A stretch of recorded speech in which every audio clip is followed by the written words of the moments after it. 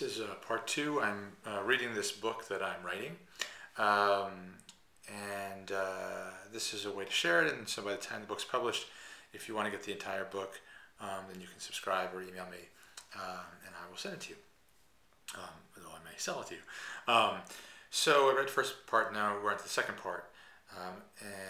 As the first part that I read to you, I wrote the book and was reading it as myself in the third person.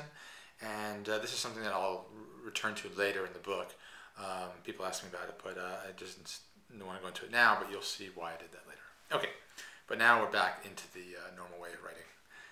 Could a school be founded on this idea that it's more important to cultivate being rather than doing? What if children were taught to know when acting from the heart is wiser than acting from the head? Could kids in America be taught to focus more on contribution than acquisition?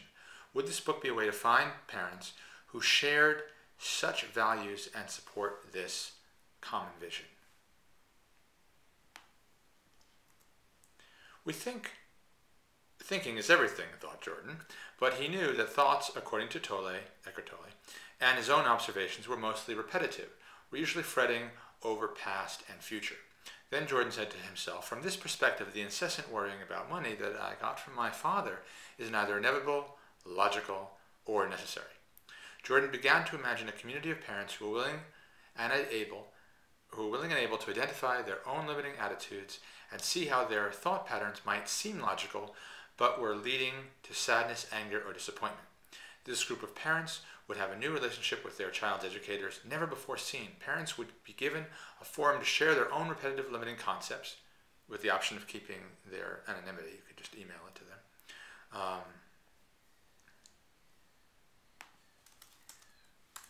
just going to write that in. So I'm reversing the order of things. Usually the reading comes after the book's published. The reading is coming first, then the editing, then the publishing. With the option of keeping their anonymity, you could just email it to the teacher. Okay, sorry for that interruption, but I appreciate that.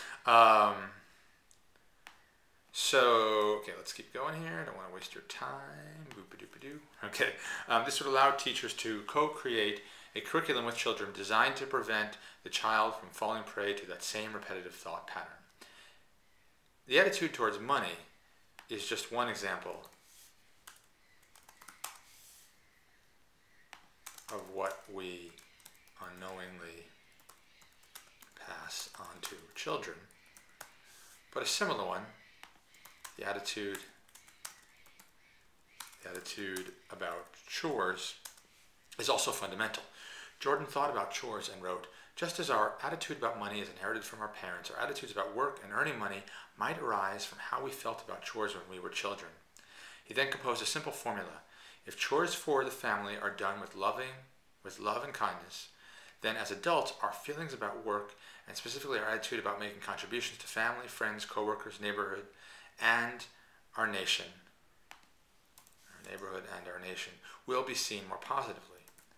But if my son does his chores out of obligation or fear of punishment or seeking rewards,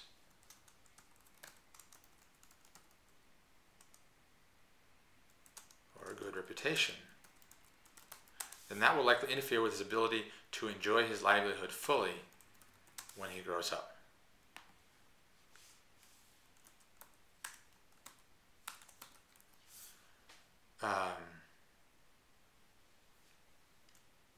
Anyway, let's stop there because I've gone on long enough, and part 3 is coming up.